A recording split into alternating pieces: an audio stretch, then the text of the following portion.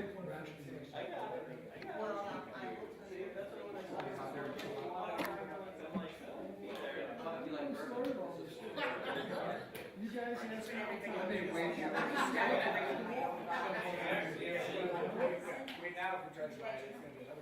just couldn't believe we still have criminal complaints. But every person.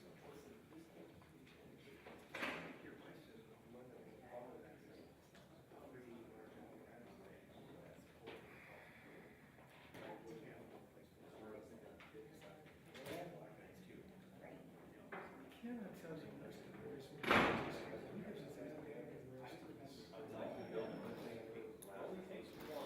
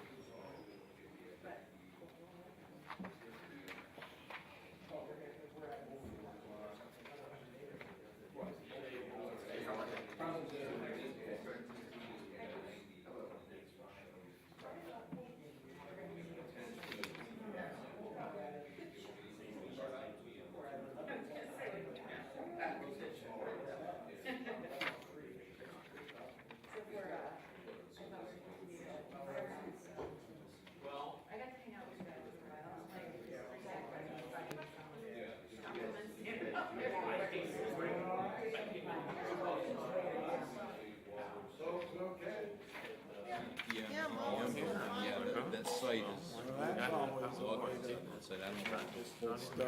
That's it's all fill. Yeah. Would you rather go over there? Yeah. Right next to the, main. It's nice and cool inside. Nice.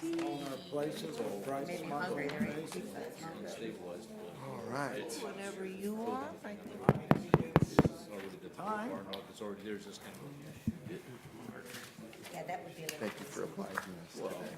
I like location, well, actually, I don't like. I kind of dashed off that call before I got the full story. I probably could have made the call, but he's like, I think it was kind of getting much easier. Well, good evening and welcome to the regular meeting of Worcester City Council held this Tuesday, June 21st, 2022. First day of summer and the temperature certainly feels like this. We are in council chambers and live streamed on YouTube. It is after 7:30 p.m. We're starting a little late because we had a wonderful presentation by Chief Barry Saley about the proposed renovations of Fire Station number 1.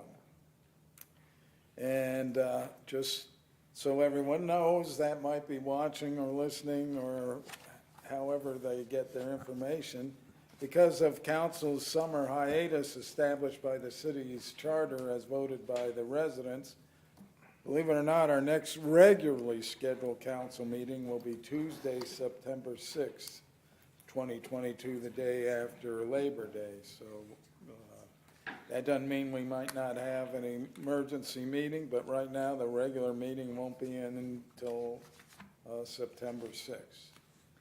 Mr. Paulo, would you please call the roll? Mr. Cavan. Present. Ms. Knappich. Present. Mr. Myers. Here. Mr. Reynolds. Here. Mr. Sanders. Here. Mr. Silvestri. Here. And Ms. Warden. Here.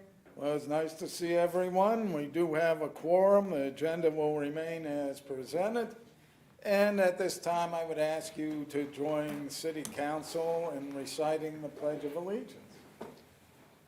I I pledge allegiance to the flag of the United States of America and to the republic for which it stands, one nation, under God, indivisible, with liberty and justice for all. Thank you.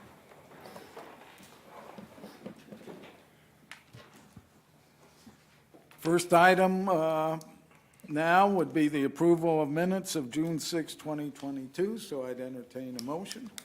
So moved for approval. Motion by Mr. Silvestri to approve those minutes. Is there a second? Second. Second by Mr. Sanders. All in favor, please say aye. Aye. And those opposed, say nay. And the minutes of June 6, 2022 have been approved. Welcome, Mr. Mayor.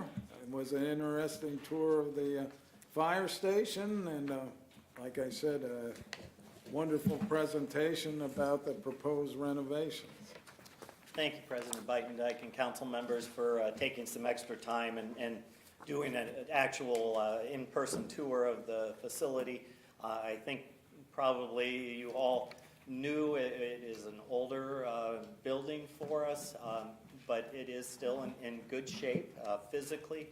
It's just being tested by time and expansion of the fire service, and you can see some of the needs that are truly present there. So I hope we can find the ways to piece the whole financial picture together. We're sure digging every place we can to see if we can come up with any outside funding to help the situation. But it is really a need for our city. So again, thank you for preparing and coming over with the folks and with the information that Chief Saley has presented to you. If you have any questions at all, feel free to contact him directly. He's the best source, but our administrative team will field any questions also if you need to. Really, I don't have to tell you this, but the biggest thing that's happened to our community since the last time we met was that thing on Monday night a week ago called that big derecho, I think is what, yeah. There you go. The big storm or the wind that came through our community. It definitely had a lot of damage that was taken over a week to clean up and get power restored. But all said, it could have been a lot worse for our community. We didn't have any injuries or deaths to my knowledge from the storm. We had some inconveniences. Truly, I think most of those are about done. Everybody inside the city should have been in power as of this time last night. So I think everybody power is restored in Worcester. To the south and maybe slightly west of Worcester, the damage is more considerable. So we should feel sad for those folks that have stronger damage than what we do, but we are pleased that we don't have any more than that. The lines have been fixed. I know you saw down lines across the city. We had some traffic signals were out for some time. The AEP tried to get to them as quickly as possible, and they had to prioritize how they handled it, but I think all lines are back up and all traffic is back to a normal situation. The debris cleanup is continuing and probably will for a while, but we are gaining on it. It was mainly straight line winds, 90 mile per hour or thereabouts that hit our city, and there was no indication of any type of rotation. So it was not a tornado to our knowledge that came through our particular city. Now may have had some of those impacts to the south and west.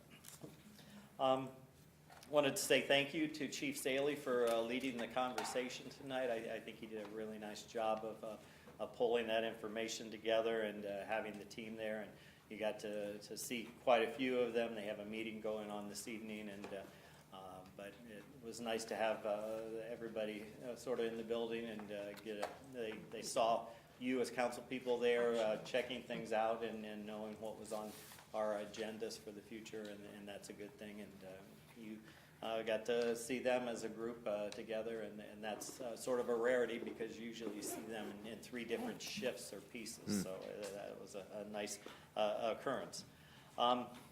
I do want to highlight, I know that you've heard it from us before and from Chief Saley tonight, but this EMS STARS that our team was awarded back in for January of 2019, where they saved a 14-year-old child that was having a cardiac event, and probably wouldn't have made it without the true efforts of all working together.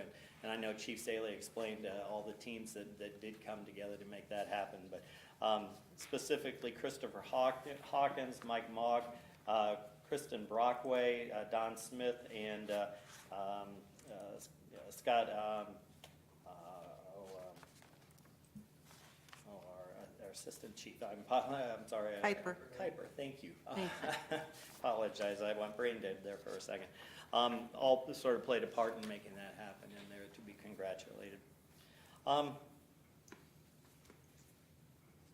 The situation that I'm hearing about from Mr. Reynolds and others are the pool situations. I know we're into some hot weather right now and have the pools, we've been having difficulties since the big storm came through with the electric.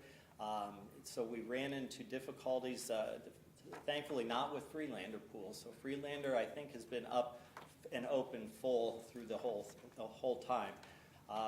The spray ground down at Knights Field, we ran into some pump issues on that, and an electric relay seems to be the problem. It is been fixed as of yesterday, and so we are hopeful that it is continuing to operate. We've got fingers crossed, because with those kind of components, you never know what's going to show up until it shows up. So Knights Field should be fully open and to the public and staff. Christmas Run has been more of the challenge. It's not in any of the repairs that we did over the winter. It's been more in the motors. And and we're not sure exactly where the problem is coming from. We did lose electricity, so AEP had to restore the line coming in.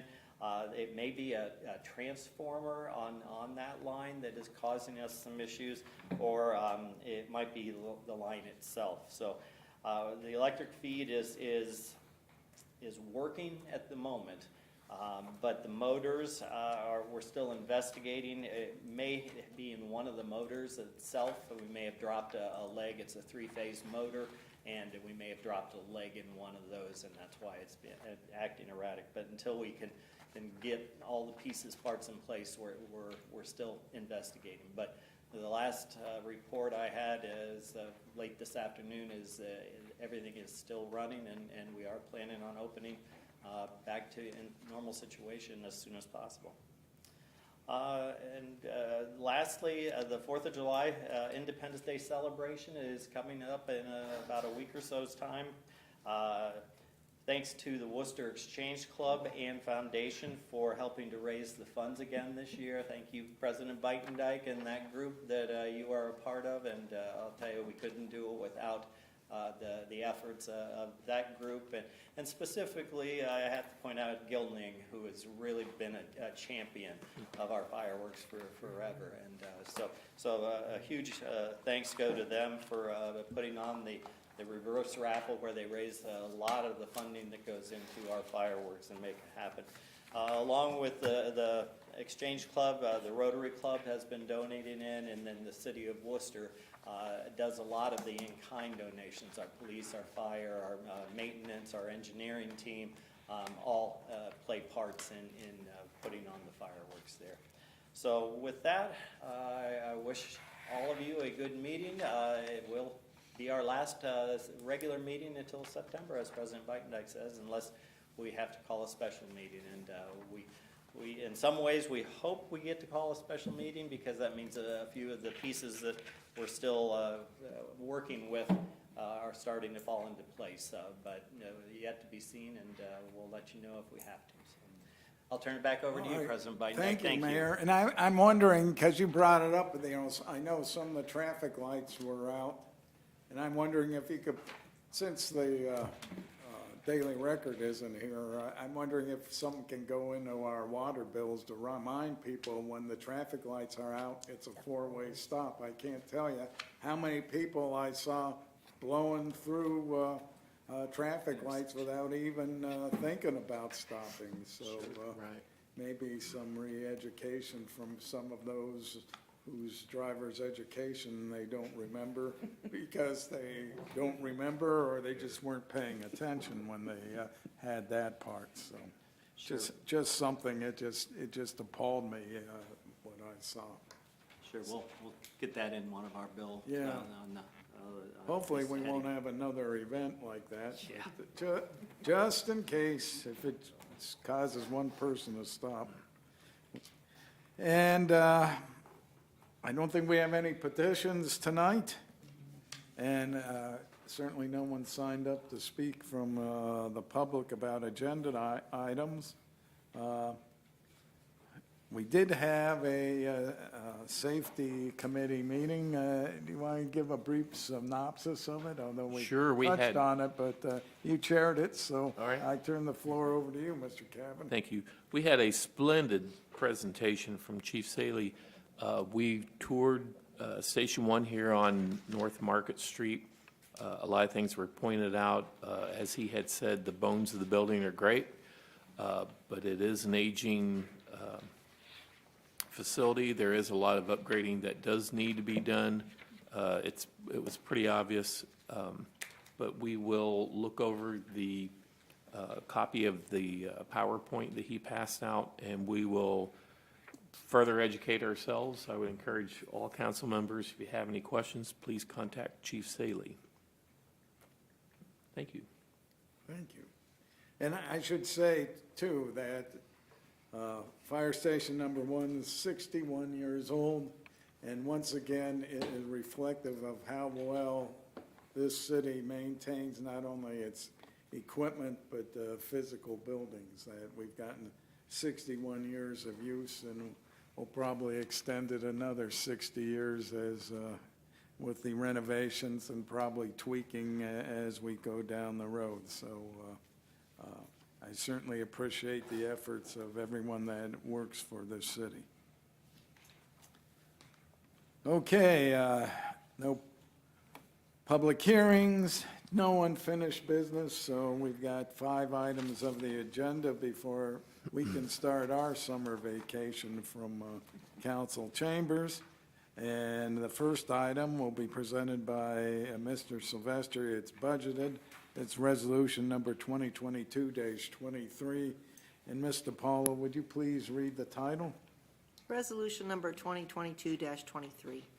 A resolution authorizing the Director of Administration to advertise for bids and enter into a contract with the lowest and best bidder for the rehabilitation of sanitary sewer lines and allowing for immediate enactment. Mr. Sylvester, the floor is yours. Thank you, Mr. President. As part of our ongoing maintenance protocols for sanitary sewer lines, what the department does is identifies areas throughout the city that need constant work. Sometimes there's sections of pipe that break off and cause blockages in the sanitary sewer system. And so we try to identify those, and on a regular basis, we go through our city and we clean out those particular areas, and then we reline those pipes to repair those old sewer lines to get more useful life out of them. So this is, like I said, it's a regular thing, but it does require council approval. There's an estimate here that it would cost $150,000 this year.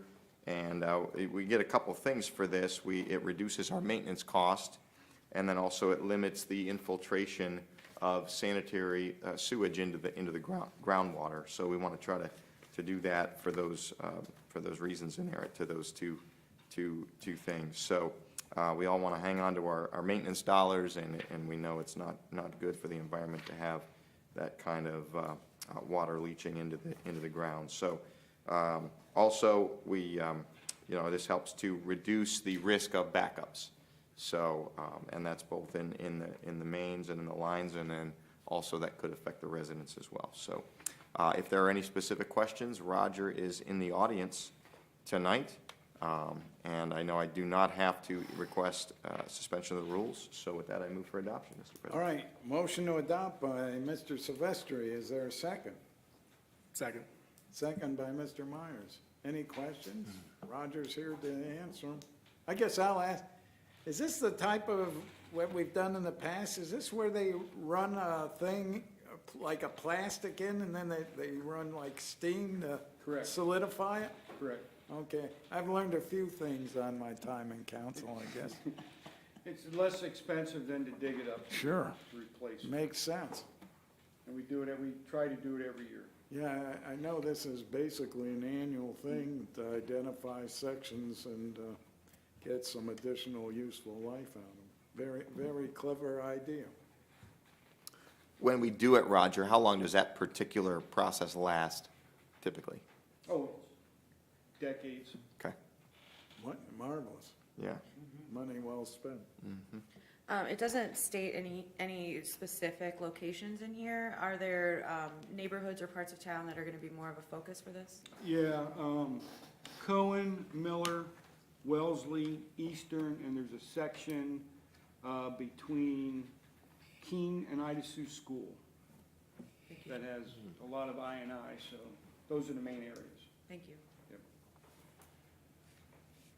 Well, seeing nothing further, would you please call the roll on the motion to adopt? Knappich, Yes. Myers. Yes. Sanders. Yes. Silvestri. Yes. Warden. Yes. Reynolds. Yes. And Cavan. Yes. Resolution number 2022-23 passes. Resolution number 2022-24 will be presented by Ms. Knappich. Likewise, it is a budgeted item. Before I get to you, Ms. Knappich, Mr. Paulo, would you please read the title of that resolution? Resolution number 2022-24, a resolution authorizing the Director of Administration to advertise according to law and enter into a contract with the lowest and best bidder for the construction of a City Hall parking expansion and allowing for immediate enactment. Ms. Knappich, the floor is yours. Yes, thank you. We had talked earlier about the meeting we had about the Fire Station 1 expansion. And in order to make that expansion a reality, it's going to take up spaces from the City Hall parking lot. So now they are looking, or the city is looking to replace those parking spots that were lost to the expansion of Fire Station 1 and add an additional spot as well. So instead of having, 16, now there will be 17 parking spots available for City Hall. And that will, of course, accommodate any expansion for Fire Station number 1. And Roger, I wanted to ask, this will be on the west side of the building, Yeah, right? correct, yeah. Okay, Yes. so it's adding on to the parking lot that's already there. Well, there's a handicap spots there now, so Okay. it'll start there and go to the west. Okay, great. So it's already been budgeted. It's necessary if we're going to do the expansion for Fire Station number 1. It's not required to suspend the rules, so I would move for adoption. Motion to adopt by Ms. Knappich. Is there a second? Would second that. Second by Mr. Cavan. Any further discussion? Yeah, just, I'm assuming we're gonna be able to, are we gonna have any issues with ADA, side grade with that? I mean, it's No, fairly it's not steep. gonna, it's not gonna be handicap parking. The handicap will be 2 spots. Oh, okay, it's just gonna stay there. And I'm assuming we're gonna pave it then too? Correct.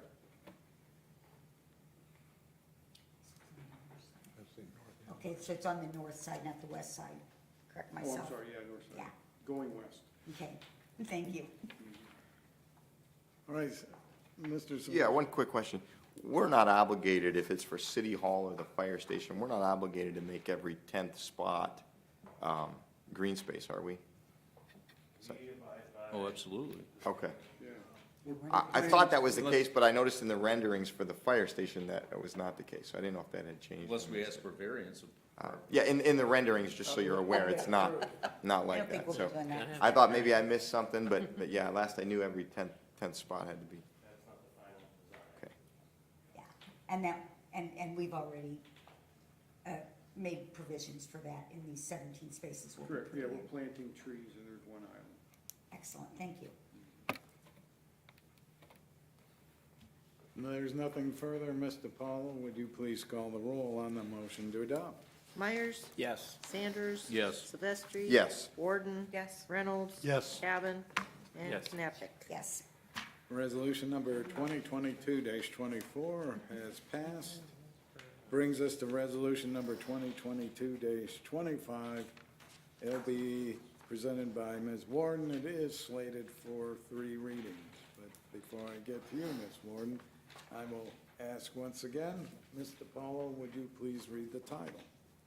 Resolution number 2022-25.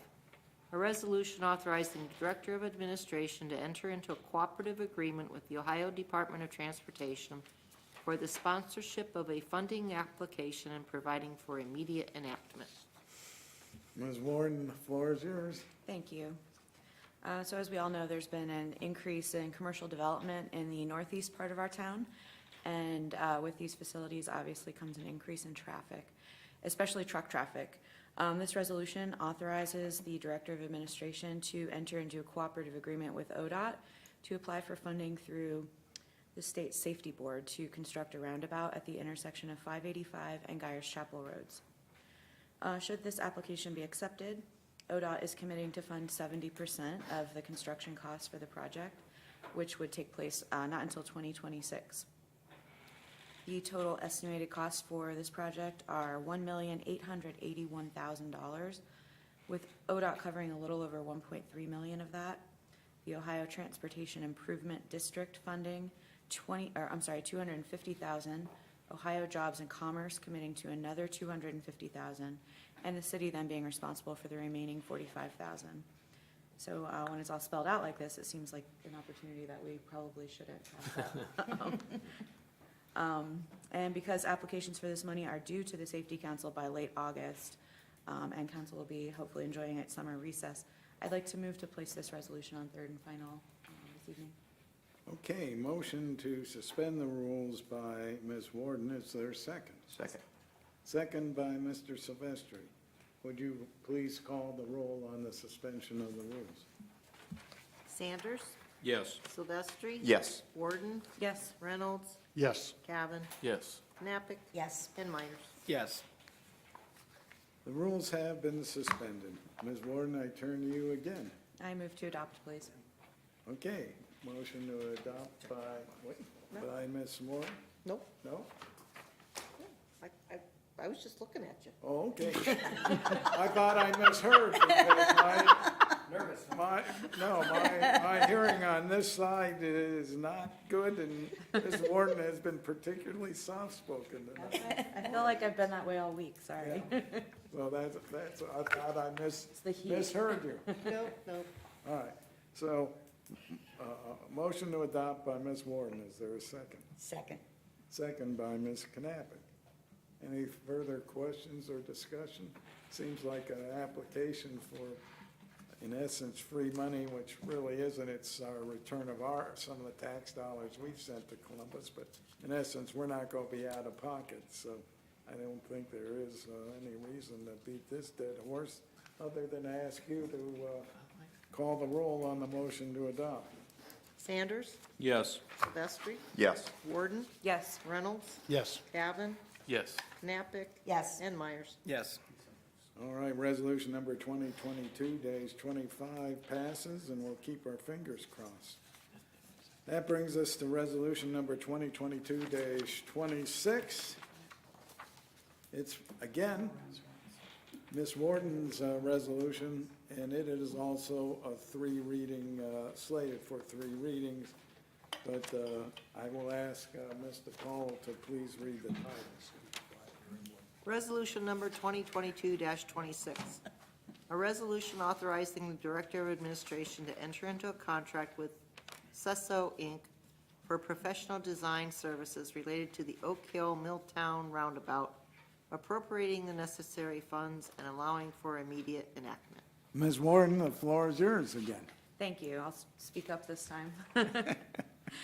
So this is a request to appropriate funds and enter into professional contract with CESO Inc. to design the Oak Hill Milltown Road roundabout. The firm would also be responsible for designing the adjacent road improvements to Oak Hill that include approximately 2,000 feet of roadway south of the intersection and also approximately 1,000 feet of roadway to the east of the intersection along Milltown Road. All construction, engineering, and inspection will be performed in-house by our city's wonderful engineering staff. And the estimated costs for this project are $159,800, which will be paid out of the capital fund. Just a reminder that this project is part of the TIF expansion of utilities and road improvements to that district. The TIF, or Tax Incremental Financing District, was approved by this council on February 22nd earlier this year. Authorizing the contract tonight will allow the project to remain on schedule for construction this year, in 2024, so therefore, I would like to make a motion to suspend the rules and place this on third and final reading. All right, motion to suspend the rules by Ms. Warden. Is there a second? Second. Second by Mr. Sanders.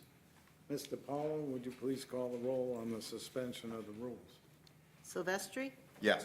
Warden, Yes. Reynolds, Yes. Cavan, Yes. Knappich, Yes. Myers, Yes. and Sanders. Yes. And the rules have been suspended. Again, Ms. Warden, the floor is yours. I move to adopt. Motion to adopt by Ms. Warden. Is there a second? Second. Second by Mr. Silvestri. Any further discussion? Just a question for Mr. Kobelarsek. The road improvements are gonna be, we'll be making the Milltown and Oak Hill typical city streets? Yeah, curb Yeah, gutter. curb mount, okay. Mr. Kovak, is this the same design or engineering firm that did our other roundabouts or a different one? It's the one, they did the roundabout up for Myers and Menards. Okay. The one that did the other for The Oak first Hill one? and Holman, they were asked also for a price. Okay. You were happy with this? Yes. Okay. Thank you. Seeing nothing further, would you please call the roll on the motion to adopt? Silvestri, Yes. Warden, Yes. Reynolds, Yes. Cavan, Yes. Knappich, Yes. Myers, Yes. and Sanders. Yes. Resolution number 2022-26 passes. And the last item for business is ordinance number 2022-14. It'll be presented by Mr. Reynolds. It is slated for 3 readings. Before I get to you, Mr. Reynolds, for the last time, I turn to you, Mr. Paulo, and kindly ask you to please read the title. Ordinance number 2022-14, an ordinance amending Chapter 351, parking generally, Chapter 355, off-street parking facilities, and repealing Chapter 357, Parking Violations Bureau of the Codified Ordinances of the City of Worcester, Ohio, by establishing a Civil Parking Violations Bureau under the authority of Ohio Revised Code Section 4521, decriminalizing most parking violations. And I'm just surmising without having a discussion, I think this will probably make Chief Fisher a happy individual, at least some parts of it. But Mr. Sanders, the floor is yours. Or No, Mr. actually, Reynolds. Mr. Reynolds. The floor is yours. I studied and studied on this one. I thought I was going to lose my chance.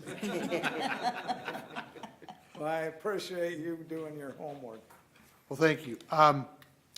As the title to this indicates, currently, a parking ticket is part of our criminal section of our ordinances and subject to all the things that go along with that by Constitution.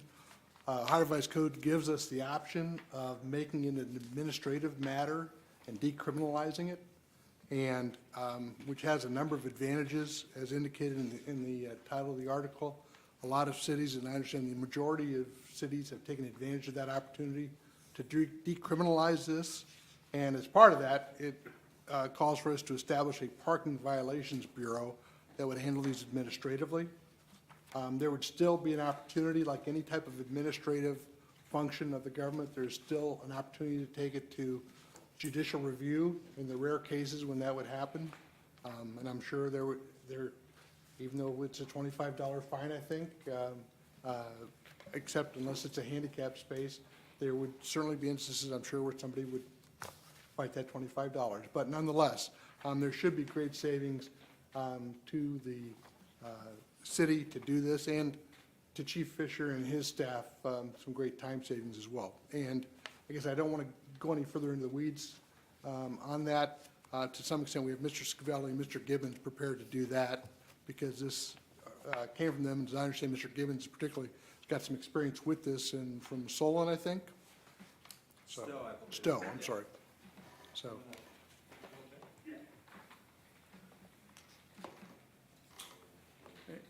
And I should recognize Mr. Gibbons is 6 months past his cardiac event, so very good. Let's have a few more 6 months and then more after that. Yes, as I like to tell people, I am a proud member of the LOBT community that is living on borrowed time. This incident, this issue of the parking tickets came to our attention because the police department asked us to review reordering the physical tickets they were using. And sometimes when you ask a lawyer what time it is, they'll tell you how to build a watch. And in looking into this, I was actually surprised to find out that our parking tickets were still criminal. I mean, most cities in Ohio have decriminalized them basically because it's administratively simpler. And actually, from the standpoint of someone who gets a ticket, if they want to fight it, they've got to go to court, and if they lose, they have to pay the court costs, which is well over $100. And so for a $25 ticket, potentially, if you fight it and lose, they have to pay $100. That puts your ability to challenge that ticket. It's really not even, it puts it out of your price range. Who's going to risk $100 extra to fight a $25 fine? Whereas under the parking violations, under the civil system, there would be no fee for someone if they wanted to contest the ticket. The hearings would be held by Attorney Scavelli or myself, and only if they disagreed with our decision would it then go to the municipal court. So we went through and basically, went through it, reviewed this. Also, Lynn found that under the snow ban section, there were about half a dozen streets that were added to the snow ban section, 30 years ago? 1996. Okay, so over 25 years ago, that were never included in the parking, so she's also updated that. So we went through and made some other just minor changes for housekeeping, but again, it takes it out of the criminal realm, makes it much administratively simpler, and as I said, most cities in Ohio, some have been doing this for decades, have been changing these over. Well, it makes sense to me, and just to clarify, it makes it a civil matter and not a criminal matter. Correct, and so that even if the person goes to common police court, whatever the outcome is, it's a civil fine, it's a civil matter. Nothing goes on their BMV record. Any other questions from the council? Actually, I do have a couple of questions. In this, it says the chief of police shall establish the bond or cash deposit to secure the release of an impounded vehicle. Is there any reason why the chief of police has to do that, and why the bureau can't do that? Why someone from administration can't do that? I think there's a good chance, I'll let the chief answer that, but my guess is that a lot of times these things are happening when we're not even available, probably. Okay, so anytime you would tow someone and impound them, then you would set the. Normally, if the vehicle's towed or impounded, it's actually the towing company that normally sets that fee of whatever that is for the fee for Right. tow, and then whatever their daily storage rate is. Okay, that's what I was familiar with, but I didn't know if this was a different process. I just thought it was interesting that you get to do this, you get to set that. But I'm figuring that you're going to relinquish that to the towing and impounding company. Happily. I thought so. Okay, there was just a couple other things that I had. One. I would point out that the impoundment only applies to people who have not paid their parking Right. tickets, and that there's a default judgment. So it's not that a car getting a ticket would be towed. Right, absolutely, I understand that. And then the only other thing that I had was, there is on page 9, there's a typo, Winter Street has 3 E's. So, 3 E's? 3 E's. Oh, It says street. Winter Street. oh, gotcha. No big deal. My finger stuttered. It's way better typing than I do, so. Mr. Gibbons, and I guess this Chief Fisher as well, just make it clear here, there's no intent to change enforcement of traffic at all. This has nothing to do with parking enforcement or how tickets will be issued. It's all about what happens after the ticket is issued and the procedure that's followed from there. Correct. From the police department standpoint, no change. And you see how all this started, just a question, we were gonna reorder parking ticket books. So, no change on our end, just kind of changes after the site is issued. Sure. Jen?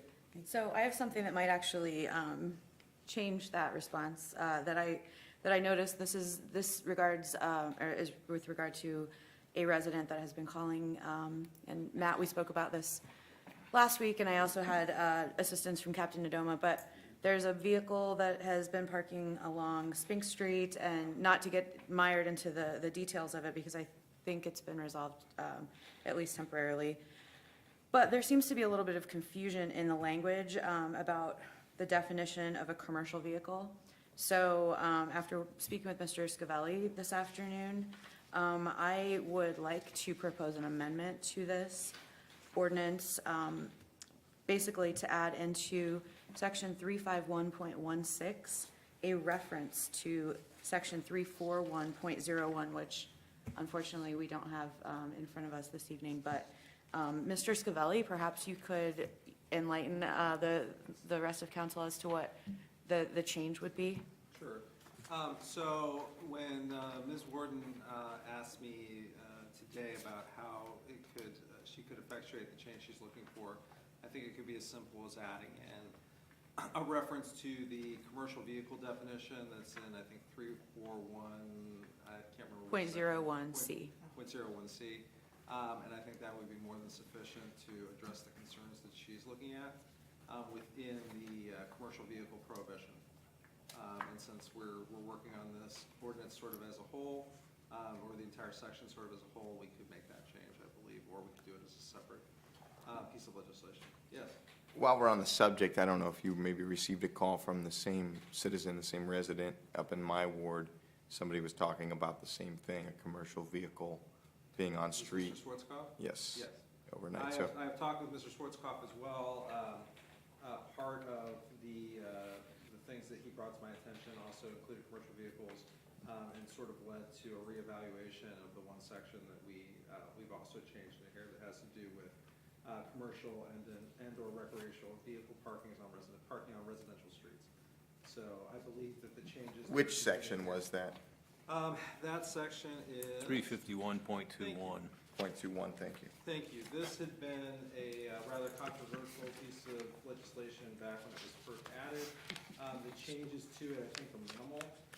What it does do is it takes out the commercial vehicle part of that section and just restricts it to recreational vehicles, and adds in that they can park in front of their own residence for 24 hours for loading and unloading only, which I think resolves. Oh, I did see you added for the purpose of, I did see that, okay. Which I believe resolves the problem of enforcement that the old version had. I went back and I looked at it, and due to just some complaints, and I thought to myself, well, this is my own fault because I drafted it, but it's going to have some enforcement problems, and I think this fixes those things.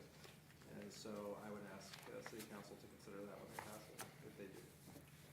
I appreciate that amendment because I've gotten the same calls as well of commercial vehicles being parked on the streets for, generally speaking, it's over weekends. Yeah. And it creates a problem for the neighbors. But to clarify, just so that anyone who's watching, I know this probably won't be in the newspaper since they're not here this evening, but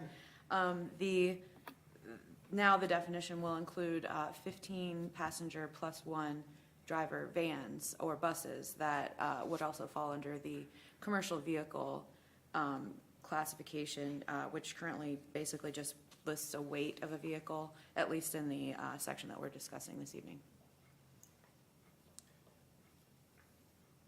Thank you. If I can have the floor, I just Of had course, one, yeah, no. one follow-up question. I guess, you know, with that understanding, I wanted to make sure there was something in here to address that concern. But, Mr. Scavelli, if we just add for the purpose of loading or unloading, I guess I'm curious to know, how does that change? Does that change, to me, it doesn't really change enforcement.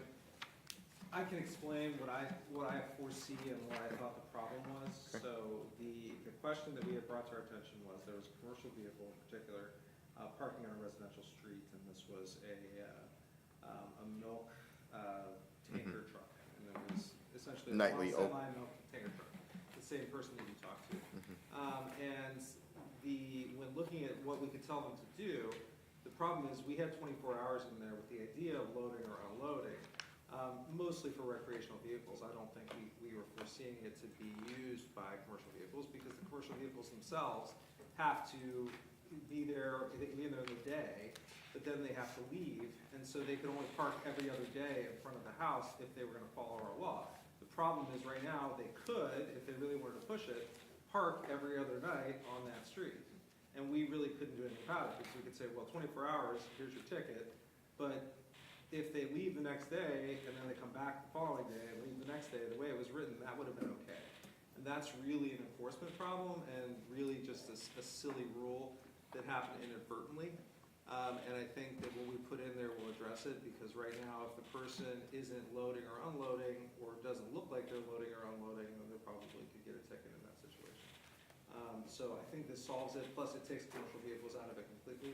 I think that the person parking their motorhome, you know, before they head off to go camping, is less offensive to people than seeing a tanker truck or semi parked on the street. So I think this solves those problems, and we have gotten several complaints, and Ms. Ward has, Mr. Silvestri has, Ms. Knappich has. So based upon that, I think that these changes will effectuate the change that the citizens are looking for. So the clause for the purpose of loading or unloading applies strictly to the recreational vehicles because you've taken the commercial out anyway? Correct. Okay.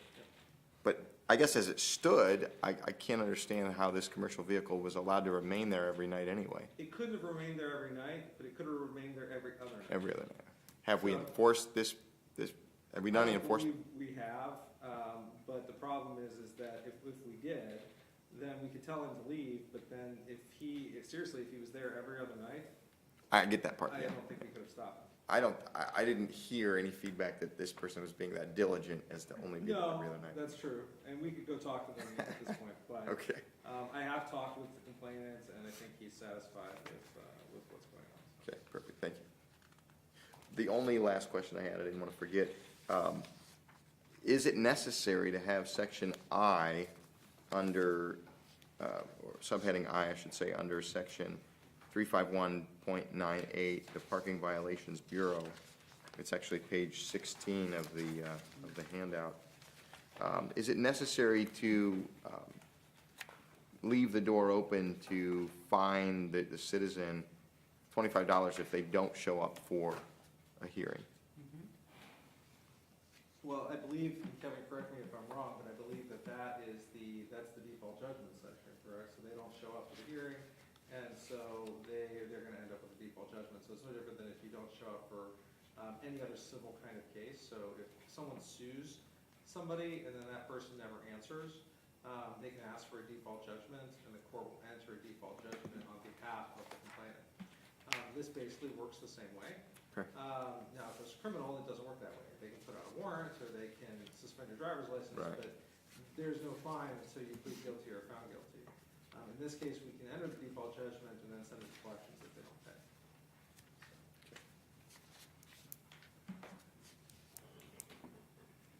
Mr. Bidendyke, I defer to your All right, procedural. yeah, well, we've kind of went far afield from what we started with.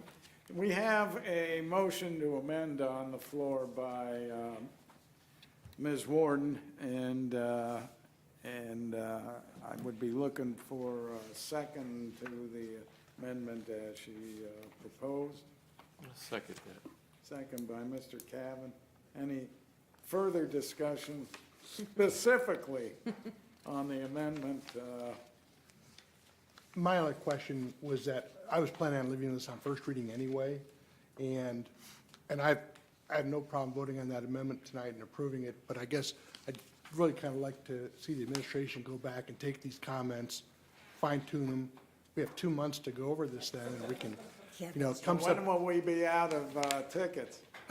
Isn't that the driving Free force? parking this summer. We still have some old tickets, don't we, Kevin? We still have. Got another half a I don't know, I'll have to defer to the chief. There's not many, but listen, I asked this question a long time ago, so we'll be all right. All right. Other than on the amendment, how many, will we add any new employees? No, Okay. absolutely.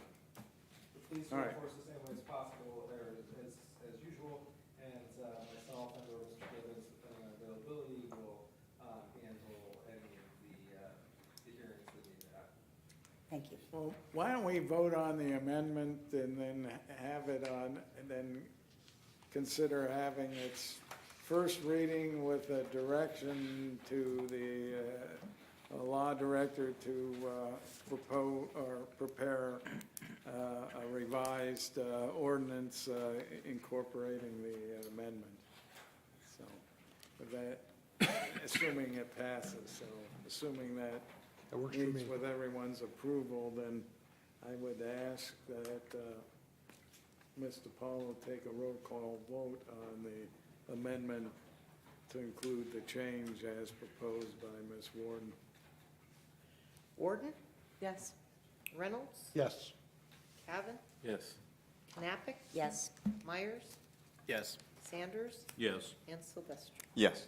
All right, that amendment has been approved, and I'll turn it back to you, Mr. Reynolds, and Yes, Mr. President, as amended, I'd propose leaving this on first reading. And again, we'll look to see the re-edited version and study that this July and August.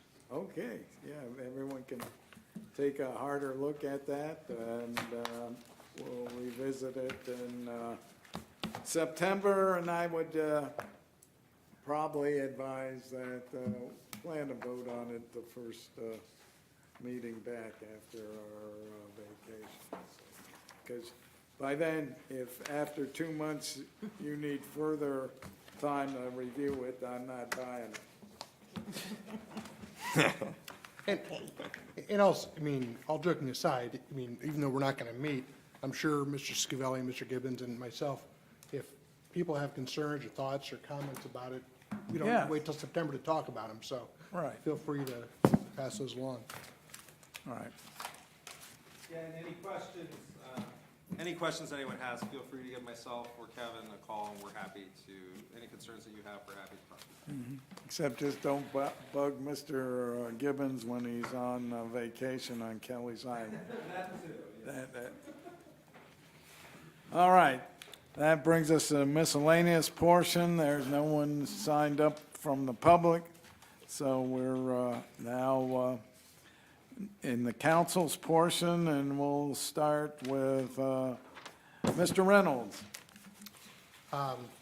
Again, thanks to Mr. Cavan for running a good meeting, or committee meeting beforehand, for Chief Staley for all the work that went into that presentation. As the mayor said, we were very fortunate Monday, or a week ago Monday, but I guess so thankful to the response we did have from our employees to deal with the damage, but we don't have to look very far to see we have neighbors not too far away that did not come out so fortunate, and unfortunately for some of those people, they've got a long recovery coming, so we need to keep them in our thoughts and prayers, and you know, to the extent that we got the ability to pitch in and help some of those people out, we should take advantage of that and do so. Okay, Ms. Knapp. I agree with Mr. Reynolds' comments. I wanted to add my congratulations to the Worcester Fire Department members who received the Star of Life Award for saving a 14-year-old's life in 2019. Unfortunately, they had to wait a few years because of COVID to get that award, but it was just amazing, all of the departments that got together in this terrible snowstorm to help this young man and to save his life. I think it's amazingly admirable. I also want to note that we got a letter, which I was impressed with. City Council got a letter from a 10-year-old, almost 11-year-old girl, Addison Borman, and her stepfather, Samuel Troyer, who are concerned about the status and the condition of Worcester's skate park. And they're concerned because in their opinion, or at least in her letter, there seems to be some drug activity and things going on. And her stepfather said there was a used heroin needle in the scum on the far end of the pond by the park bench. This is the only skate park we have for kids. And when I go down to Shellen Park, I see that it gets used quite a bit. So I would ask the administration to have, and Chief Fisher, to follow up on these things and make sure, and the Parks and Rec Department, to make sure that these kids have a safe place to skateboard. It's the only place they're allowed to do it in town, and it should be safe for them. So thank you. And kudos to a 10, almost 11-year-old skater girl who had the gumption to write to City Council. I'm impressed. Mr. Cavan? Yes, I concur. Very, very nice statements from Mrs. Knappich. I would thank Chief Saley as well for the incredible PowerPoint presentation and the tour of the building, highlighting the needs that we have for a very necessary function for the citizens of Worcester. And I would encourage everyone to look a little deeper at some of the material that was supplied. But other than that, I hope everyone has a wonderful summer. Mr. Myers? Thank you, President Bytendike. I was going to mention what Ms. Knappich mentioned, and certainly I believe Kurt Denning and the public properties maintenance folks, as well as Chief Fisher and his team, can look into those concerns. It is an asset to the city to have the skateboard park. I know we put it in a number of years ago, and it does get used, I think, probably daily when the weather permits. So we do definitely have a pretty good reputation of maintaining and taking care of our parks and our public assets and our community pools and city parks. So we certainly don't want a blemish or anyone to think that it's not being maintained properly. So I'm sure we'll look into that. And also the EMS Star Award from 2019, the snowstorm. Congratulations, and again, an example of both our firefighting paramedics as well as our police, that we have fine folks in our departments in our city. I'm proud of both those folks, those departments. Hawkins, Mag, Brockway, and Smith were the paramedics that were involved directly in that young man's saving of his life. Also the road crews that got him where they needed to go. Our public properties folks that took the plows out ahead of them, our dispatch services who then relayed the need to the Ohio Department of Transportation to make sure we were able to get out of the city limits to get to Akron. So that's a lot of coordination. Somebody's on the ball up there while they're making those things all happen. So I appreciate all the coordination of our great team. Thank you. Mr. Sanders? Well, after these kind words and insightful words, I have nothing to add. Okay. Mr. Sylvester? Thank you, Mr. President. I also wanted to thank little Addison Borman for writing a handwritten letter to Worcester City Council, and whether or not that piece of debris was part of illegal drug use, or perhaps it was somebody with a medical condition such as diabetes. I would hope that our police department would continue to patrol that area, and either way, I appreciate her note and her concern, and I'm sure that we'll be looking into that in detail. Also, yes, thanks to the fire department for all the work that's gone into what I was able to hear of the tail end of the committee meeting tonight. And it sounded like Mr. Cavan ran a really good meeting. It's pretty exciting to see the 3D renderings and some of the plans that have already taken shape, and it'll be exciting to see what develops as things move forward. But I do want to also commend our Director of Administration for, he's always sharpened his pencil on things like that. I know would have been many, many years ago, all the way back when Mayor Brenneman was a representative on council. There were times that the Finance Committee had to kind of pick up the slack of the administration, I should say, in terms of sharpening their pencil and cutting some costs. But that has not been the case. I think we have a very strong administration over these past few decades, and they're to be commended for kind of honing down the wish list into the need list and making sure that really the taxpayers end up the beneficiaries of that good fiscal conservatism. So thank you so much. That's all I have this evening. Ms. Warren will give you the last word. Thank you. I'd just like to wish everyone a happy summer, and I have nothing to add to the comments tonight. Well, enjoy your time off, and if we are called back for an emergency session, it means that the city is moving forward with certain projects, which means that we are progressing, and hope you won't begrudge having to come in for a special meeting.